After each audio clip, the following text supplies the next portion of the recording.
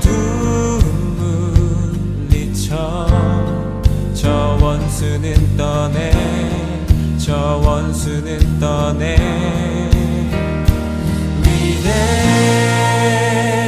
위대하신 주 찬양의 위대하신 주 모두 알게 되리라 위대하신 주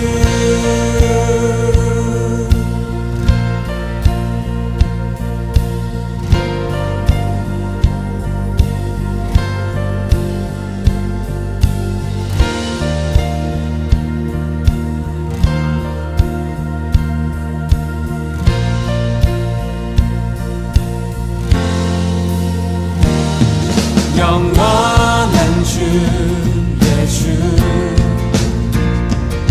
시간의 주 왕자 알파와 오메가 알파와 오메가 삼위의 하나님 아바 성령 예수 사자와 사자와 어린 양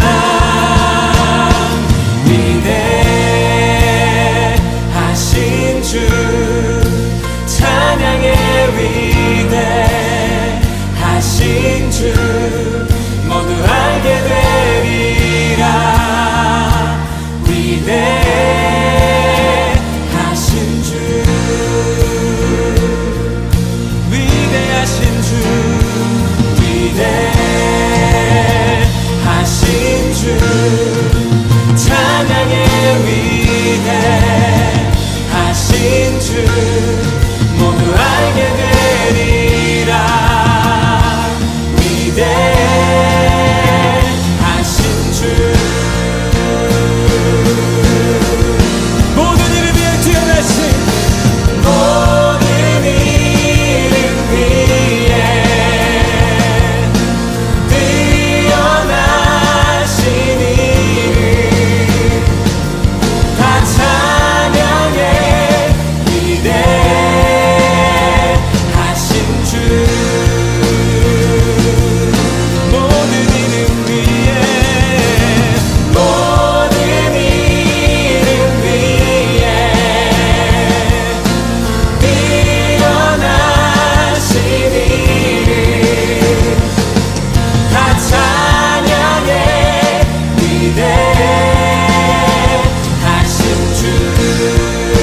우리 목소리로 고백하십시다. 위대하신 주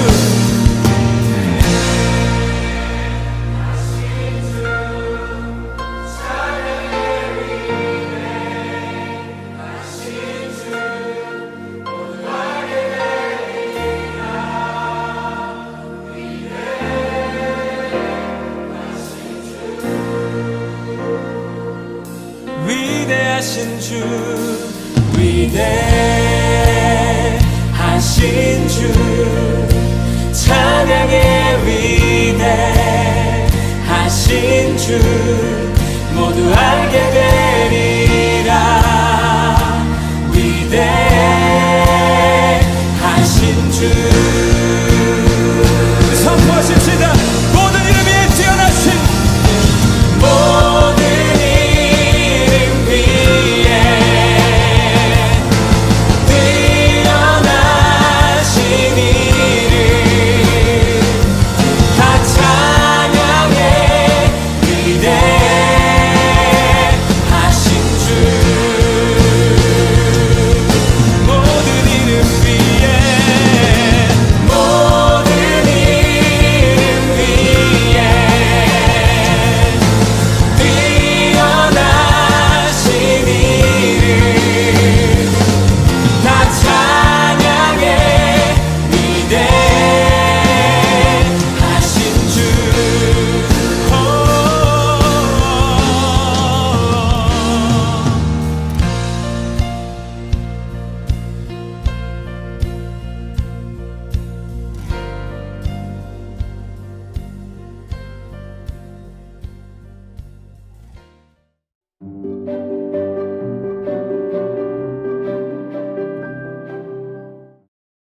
안녕하세요. 반갑습니다. 이제 우리 함께 하나님의 말씀을 같이 보겠습니다.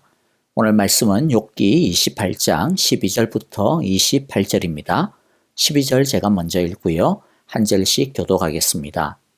그러나 지혜는 어디에서 얻으며 명철이 있는 곳은 어디인가? 지혜는 사람에게서 발견되는 것이 아니다. 사람은 어느 누구도 지혜의 참 가치를 알지 못한다. 깊은 바다도 나는 지혜를 감추어 놓지 않았다 하고 말한다. 넓은 바다도 나는 지혜를 감추어 놓지 않았다 하고 말한다. 지혜는 금을 주고 살 수 없고 은으로도 그 값을 치를 수 없다.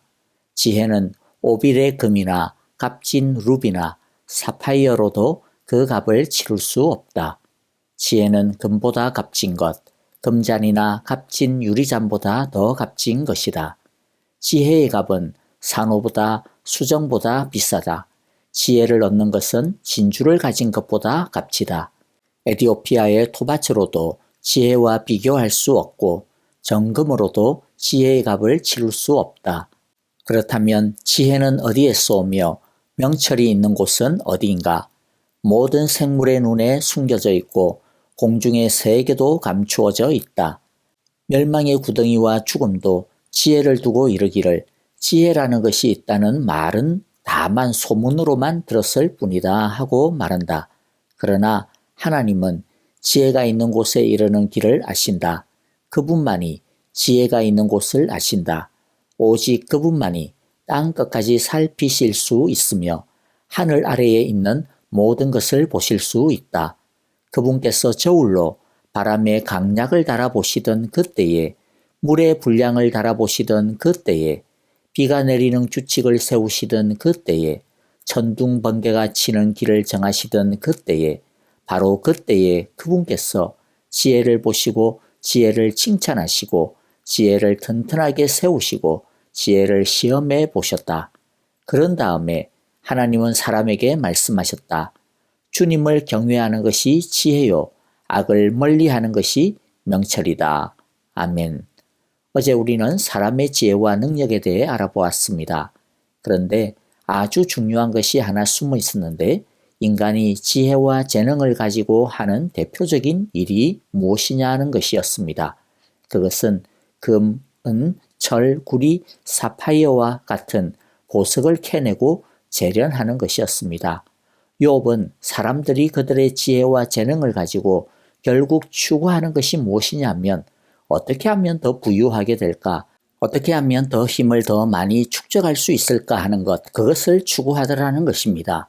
그런데 하나님이 사람에게 지혜와 재능을 주신 목적은 단순히 그저 자기 배를 채우고 힘을 기르고 자기의 영향력을 확대하는 것이 다가 아니라는 것입니다. 하나님은 사람들이 하나님이 주신 지혜와 재능을 가지고 하나님 대신 하나님의 청지기로서 하나님의 대리자로서 하나님이 만드신 이 세상과 사회를 하나님이 주신 지혜와 재능을 가지고 하나님의 뜻을 따라 잘 경영하기를 원하십니다. 그러려면 무엇보다도 제일 첫 번째 해야 하는 가장 중요한 일은 자신과 이 세상의 창조주시며 주인이신 하나님을 더 가까이 알고 제대로 교제하며 경외하는 것입니다. 사람이 지혜와 재능을 가지고 해야 하는 가장 중요한 일은 진짜 지혜와 진짜 능력이 되시는 지혜와 능력의 원천이 되시는 하나님을 아는 것입니다. 진짜 지혜를 가까이 하는 것입니다. 그리고 진짜 지혜이신 하나님을 알아야 하나님을 만나야 하나님과 교제해야 우리는 제대로 된 지혜와 재능을 하나님으로부터 계속 공급받을 수 있습니다. 우리가 가진 지혜와 재능이 망가지지 않고 제대로 원래 목적대로 발휘가 될 수 있는 것입니다. 진짜 지혜이신 하나님과 끊어지게 되면 그때부터는 우리가 가진 지혜와 재능의 힘만을 가지고 살아가야 할 뿐입니다. 그러면 똑똑한 것 같아도 불완전하고 오염된 지혜와 재능이기 때문에 계속 문제가 속출하고 오류가 발생하고 망가질 수밖에 없다라고 하는 한계를 벗어날 수 없게 됩니다. 그래서 욥은 인간의 지혜와 재능을 말하고 난 다음 진짜 지혜를 우리가 가져야 한다라고 한 것을 힘주어 강조하고 있습니다. 그것이 바로 오늘의 내용입니다. 먼저 12절을 보면 그러나 지혜는 어디에서 얻으며 명철이 있는 곳은 어디인가? 무슨 뜻입니까? 인간이 땅속 깊숙한 곳에서 바위 속에서 온갖 보석을 캐내는 놀라운 지혜, 그것이 엄청 대단한 것이라 하더라도 그것이 진짜 지혜가 아니라는 말입니다. 진짜 지혜는 금과 철을 캐내는 그 이상의 것이라는 것입니다. 다른 말로 하면 더 잘 먹고 더 잘 살고 더 높은 힘을 가지는 그런 삶이 이 세상에서는 성공한 것처럼 보이고 또 그런 사람이 진짜 지혜 있고 유능한 것처럼 보여도 그러나 그것이 다가 아니라는 것입니다.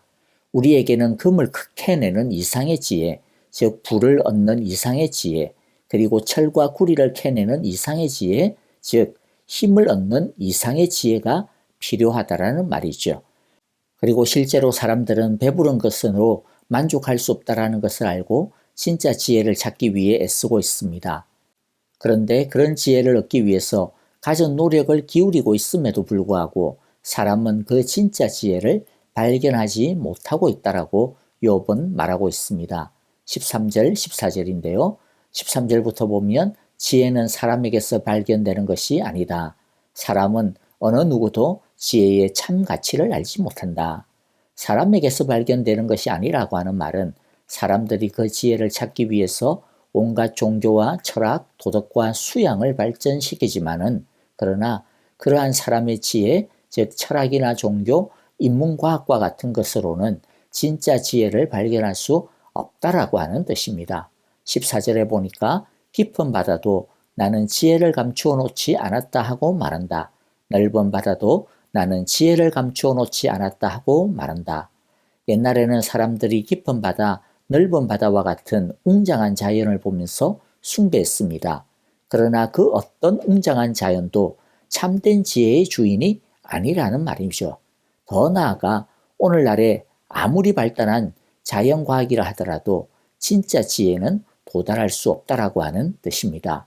그저 그림자만 볼 뿐입니다. 그뿐만이 아닙니다. 사람들은 돈이면 뭐든 할 수 있다 생각을 합니다. 오늘날은 황금만능주의, 성공지상주의에 빠져 있지 않습니까? 그러나 15절, 16절은 이렇게 말씀해주고 있습니다.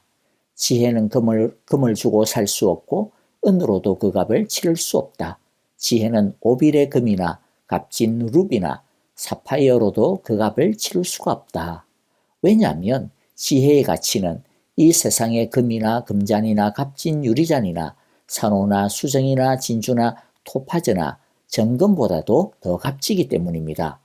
그러므로 그 어떤 것으로도 지혜의 값을 치를 수 없는 것입니다. 왜 그렇습니까? 참 지혜는 하나님 자신에게 있기 때문입니다. 하나님께서 이 세상을 창조하셨는데 하나님의 피조세계 중에 아무리 대단한 것이라 하더라도 어떻게 창조주를 능가할 수가 있겠습니까? 그러므로 사람의 힘으로는 결코 참 지혜에 도달할 수가 없고 구할 수도 없습니다. 그래서 욥은 20절에서 이렇게 반문을 하고 있습니다. 그렇다면 지혜는 어디에서 오며 명철이 있는 곳은 어디인가? 이것은 욥이 몰라서 묻는 것이 아닙니다. 욥은 참 지혜가 어디에 있고 참 지혜를 어떻게 구하는지를 잘 알고 있습니다. 욥이 지금 도전하고 있는 것은 사람의 지혜와 재능으로 참 지혜와 명철에 도달할 수 있다라고 생각하고 있는 사람들에 대해 그럴 수 있다라고 생각하는 그런 여러 시도들에 대해 반문하고 도전하고 있는 것입니다. 그래서 21절, 22절에서 무엇이라고 단호하게 주장하고 있습니까? 참 지혜는 숨겨져 있고 감추어져 있고 소문으로만 들었을 뿐이라고 합니다. 즉, 이 세상의 것으로는 절대로 이룰 수 없다라는 말입니다. 그러면 사람은 어떻게 참 지혜에 도달할 수 있습니까? 사람의 힘으로도 안 되고 사람의 노력과 지혜로 할 수도 없는데 어떻게 참 지혜를 알아갈 수 있다라고 하는 것일까요? 할 수 없고 해도 안 되는 것을 해야 한다라고 하는 것은 또 말도 되지 않는 것 아니겠습니까? 욥은 사람의 힘으로는 도달할 수 없지만 도달할 수 있는 유일한 방법을 알려주고 있습니다. 23절인데요. 그러나 하나님은 지혜가 있는 곳에 이르는 길을 아신다. 그분만이 지혜가 있는 곳을 아신다. 즉, 참 지혜는 하나님에게 속한 것이기 때문에 사람이 스스로의 힘으로는 결코 도달할 수 없다라는 것이죠. 왜냐하면 유한할 뿐만 아니라 흠과 더러움이 가득한 피조물이 무한하실 뿐만 아니라 완전히 거룩하시고 완전하신 하나님께 도달할 수 없고 또 알 수도 없기 때문입니다. 그런데 사람은 하나님의 지혜의 그림자를 가지고 있으니까 조금은 알 수 있을지 모르겠습니다. 그러나 그 아는 것이 과연 얼마나 되겠습니까?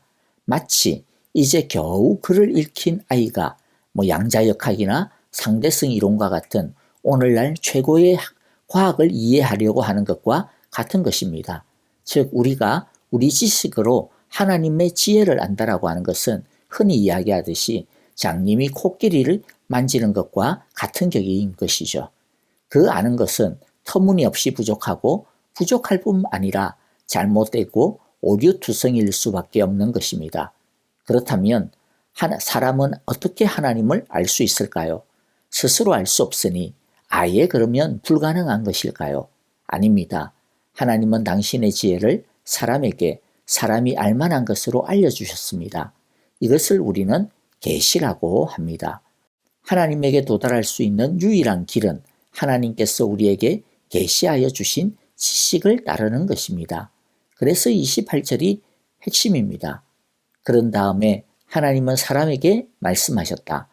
주님을 경외하는 것이 지혜요. 악을 멀리하는 것이 명철이다. 진짜 지혜는 무엇입니까? 주님을 경외하는 것입니다. 악을 멀리하는 것이 즉 내 힘으로 할 수 있다라고 하는 그런 교만을 버리고 오직 하나님의 말씀 속에 거하고 따르는 것이 명철입니다. 그러므로 여러분 우리의 지혜로는 하나님을 알 수 없고 오직 하나님의 계시로서만 하나님을 알 수 있다라고 하는 것을 기억하기를 원합니다. 그러므로 하나님의 말씀을 따르는 것이 진짜 지혜입니다. 하나님을 경외하면 돈 버는 지혜보다 더 큰 진짜 지혜를 우리는 얻게 됩니다.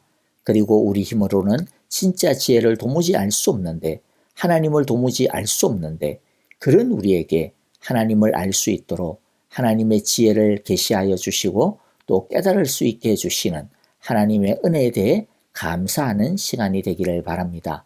그리고 무엇보다도 우리에게 알려주신 하나님의 지혜를 열심히 배웁시다. 하나님을 열심히 가까이 하고 하나님을 사랑하고 경외하여야겠습니다. 그리하여 우리 모두 세상에서 더 많이 얻는 것에만 능숙한 지혜를 가진 것이 아니라 하나님을 날마다 더 풍성하게 알아가고 누리는 하늘의 지혜자들이 다 되시기를 간절히 기도하고 축복합니다. 아멘. 함께 기도하겠습니다. 끝없는 지혜로 천하 만물을 지으신 하나님 아버지, 어떤 부하로도 억만금으로도 살 수 없는 지혜가 오직 창조주 하나님에게 속해 있으며 주님을 경외함이 그 지혜에 이르는 길임을 깨닫게 하여 주시니 감사합니다. 오직 말씀에 순종하며 악을 떠나는 삶을 살아감으로써 세상을 이기는 참된 지혜와 명철과 능력을 얻게 하여 주옵소서. 예수님 이름으로 기도하옵나이다. 아멘.